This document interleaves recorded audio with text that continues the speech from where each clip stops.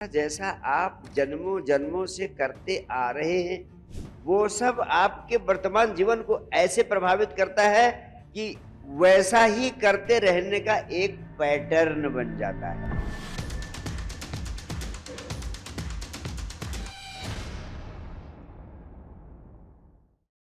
किसी मित्र ने पूछा है कि गुरुदेव, पिछले जन्म के कर्मों का फल तो भोगना ही पड़ेगा। तो जो जो बुरे कर्म पिछले जन्मों में हुए हैं उनका फल अगर इस जन्म में भोगना है ही, तो इस जीवन में पूरी तरह आनंदित कैसे हुआ जा सकता है? इस जीवन में पूरी तरह दुखों से मुक्त कैसे हुआ जा सकता है? फिर इन सब साधनाओं को करने का लाभ ही क्या है? और कोई भी ऐसा नहीं है जिसके मन में ये प्रश्न नहीं उठता है। इसलिए मैं आज कर्म फल के नियम से संबंध में कुछ महत्वपूर्ण बातें आपसे कर लेना चाहता हूं।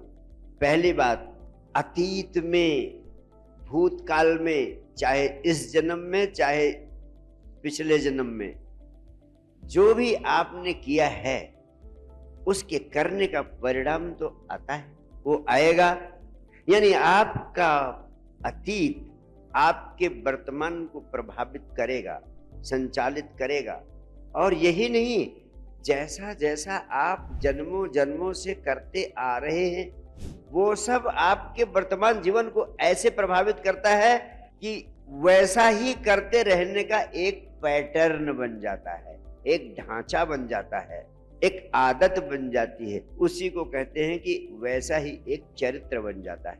आप जैसे जैसे करते रहे हैं अब तक, वैसे वैसे ही कर्मों को दोहराते चले जाते हैं। तो आपका पूरा जीवन कुछ विशेष ढांचे में संचालित होता रहता है, पुनरपि जननम पुनरपि मरणम। और उसी प्रक्रिया में आप एक रोबोट की तरह यंत्रवत अपना जीवन जीते चले जाते हैं।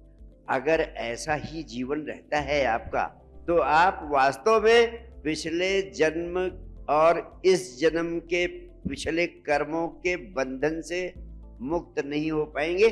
वे कर्म आपको धक्का देते रहेंगे, आपको प्रभावित करेंगे, और वैसा वैसा ही आप करने को और वैसा वैसा ही आप झेलने को विवश हो जाएंगे। लेकिन यहीं पर समझ की बहुत बड़ी आवश्यकता है।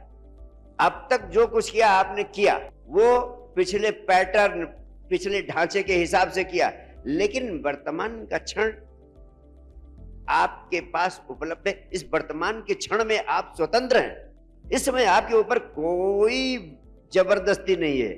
पुराने कर्मों का पैटर्न आपको धक्के जरूर देगा कि वैसा ही करो, लेकिन अगर आप होश पूर्ण हो जाते हैं और होश पूर्वक एक विशेष ढंग से कर्म करते हैं, तो पिछले कर्म करने की जो आदत है, जो पैटर्न है, वो आपको धक्के नहीं दे पाएगा। आपका होश और एक विशेष ढंग से कर्म करने का निर्णय आपको उस धक्के से बाहर कर देगा, उस ढांचे से बाहर कर देगा, उस पैटर्न से बाहर कर देगा।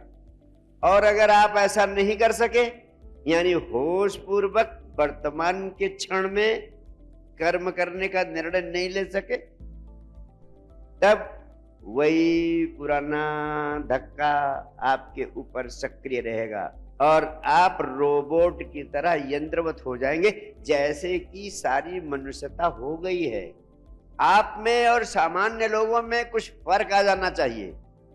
अब आपको अपने जीवन की लगाम अपने हाथ में लेने का निर्णय लेना चाहिए। और अपने जीवन की लगाम अपने हाथ में लेने का अर्थ है कि आप वर्तमान के क्षण में होश पूर्वक ही काम करेंगे, ताकि पिछले अतीत के जीवन के कर्मों के धक्के आपके जीवन को प्रभावित ना कर सके और आप उनके बंधन से मुक्त हो सके। तो पहली बात मैंने कही कि अगर आप वर्तमान में होश पूर्ण होकर कर्म करते हैं, तो आप पिछले जन्म के कर्मों के बंधन से अभी यही स्वयं को मुक्त कर सकते हैं। और ये बहुत बड़ी शक्ति आपके पास है, और इस शक्ति को प्रयोग करने के लिए आपके पास जो कॉन्शसनेस की शक्ति है, इसका उपयोग करना पड़ेगा। इसीलिए मैं कहता हूं धर्म और समझ की क्रांति है कि आप इस बात को समझ लो और होश पूर्वक कर्मों को करने का निर्णय करो। ये कर्म फल का सिद्धांत जो अब तक चला आ रहा है, जो कहते हैं कि पिछले जीवन के कर्मों का फल भोगना ही पड़ेगा, ये पिछले जीवन के कर्मों का फल भोगना पड़ेगा उन्हीं को भोगना पड़ता है जो बेहोशी में जीते हैं, जो होश पूर्ण हो जाते हैं कि हम अपने विवेक से वर्तमान क्षण की आवश्यकता के अनुरूप कर्म करेंगे।